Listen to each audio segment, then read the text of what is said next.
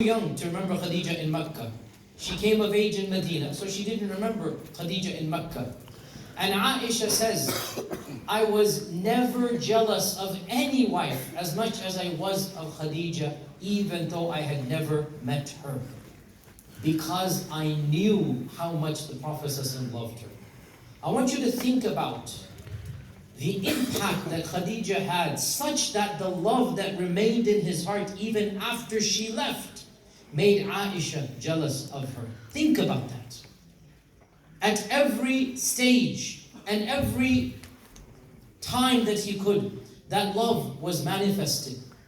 Every time a gift was gifted to the Prophet ﷺ, every time a broth or a soup was given, every time a meat dish was given, he would tell his wives, give this portion to so-and-so, she was a friend of Khadija. Give this portion to so-and-so, the relative of Khadija.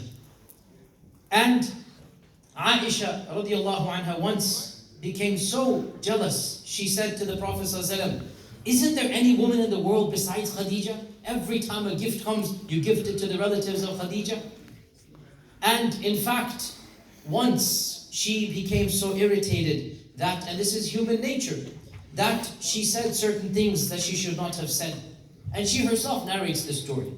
And she says that once, and this is an interesting story in itself as well, that once I was sitting with the Prophet ﷺ when we heard footsteps outside our door, and a voice called asking for permission to enter. And as soon as the Prophet ﷺ heard that voice, Aisha said, I saw his face change. And he said, Hala, the sister of Khadija. He recognized the footsteps and the voice of Hala.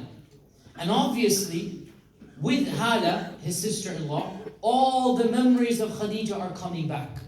So then Aisha said, فَرَقَّ لَهَا, he showed her much compassion and sympathy and called her in and had a conversation with her until when she left, my ghira, my natural jealousy got the better of me. And she said in anger, for how long will you continue to remember an old, and she said adjectives that should not be said, I don't want to repeat them, but it is natural to get irritated sometimes. And it's human nature to fall into errors. To err is human, as we know. She said things she shouldn't have said. And then she said at the end, and especially when Allah has given you someone better than her.